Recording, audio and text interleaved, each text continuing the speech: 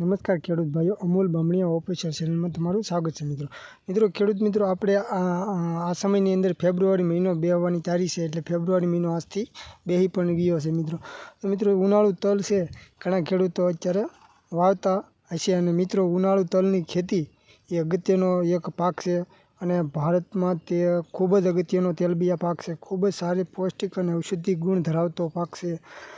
તલના બીજમાં આશરે 47 થી 50% જેટલું તેલ હોય છે મિત્રો.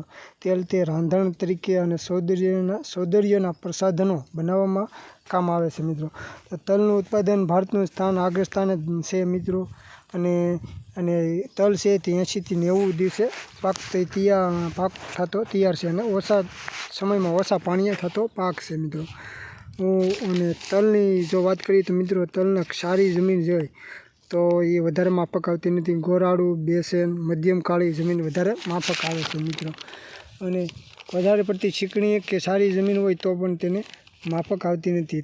તલની જાત વિશે વાત કરીએ તો ગુજરાત તલ 3 અને GZT 5 જાતનું ભલામણ કરવામાં જે ઉનાળુ તલ તરીકે છે મિત્રો. તલની વાવણી પહેલાં સારું કોવાયેલું દેશી ખાતર હોય તો 2 થી 3 ટન નાખીને સમતલ ક્યારા કરી તલની વાવણી કરવી જોઈએ. અને રાસાયણિક ખાતરની વાત કરીએ તો 54 કિલો DAP નાખવાનું, એટલે DAP અને 70 કિલો એમોનિયમ સલ્ફેટ નાખીને વાવણી કરી શકીએ છીએ મિત્રો. પાયાના ખાતર તરીકે જે આ બે એમોનિયમ સલ્ફેટ અને DAP આ બે. અને જ્યારે તલ છે મિત્રો 30 થી 45 દિવસના થાય ને ત્યારે નાઇટ્રોજન સ્વરૂપે જે ઉરિયા આવે છે તે 25 કિલો નાઇટ્રોજન ઉરિયા તરીકે આપવું જોઈએ. અને જે વાવણી આપણે ગણીએ તો 1 ફેબ્રુઆરીથી 20 ફેબ્રુઆરી સુધીમાં ઘણા ખેડૂતો કરતા હોય છે. અને બીજનો દર મિત્રો 3 કિલો હેક્ટરે તો રાખતા હોય છે, 3 થી 4 કિલો રાખી શકે છે. અને મિત્રો જ્યારે પણ આ તલ છે એ ઉચ્છુક રોગ શરૂઆતના 20 દિવસ 25 દિવસ સુધી વધારે આવે છે, એટલે મિત્રો કેપ્ટન કે થાયરમ નામની જે ફૂગનાશક દવા છે એનો પટ ખાસ આપવો જોઈએ. આનાથી જે ઉચ્છુક રોગ જે સુકારો હોય છે તે ન આવે. અને બીજું મિત્રો વાવ્યા પછી તરત જ 4 થી 5-6 જમણે પાઈ દેવું જોઈએ, એટલે બીજવાણ સારી રીતે અને બીજ અંકુરિત સારી રીતે થઈ શકે.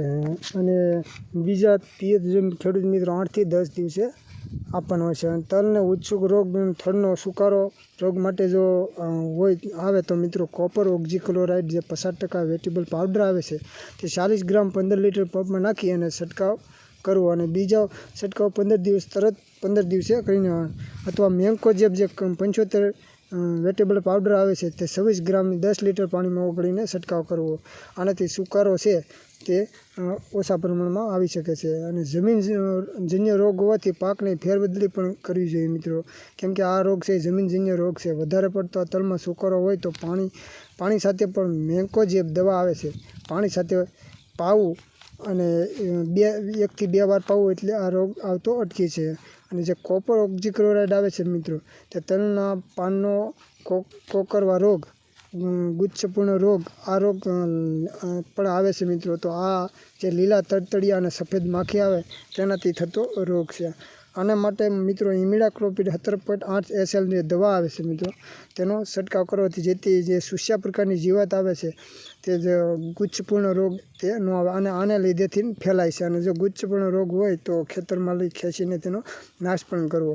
અને બીજું ખેડૂત મિત્રો, જે તલમાં જે માથા બાંધનારી ઈયળ આવે છે અને એક બૈડા ખાનારી ઈયળ આવે છે, તેમાં ક્લોરપાયરીફોસ જે 30cc દવા આવે છે મિત્રો, તેને 20 મિલી 15 લીટર પાણીમાં નાખી અને ઓગાળીને છંટકાવ કરવાથી રોગ અટકી શકે છે મિત્રો.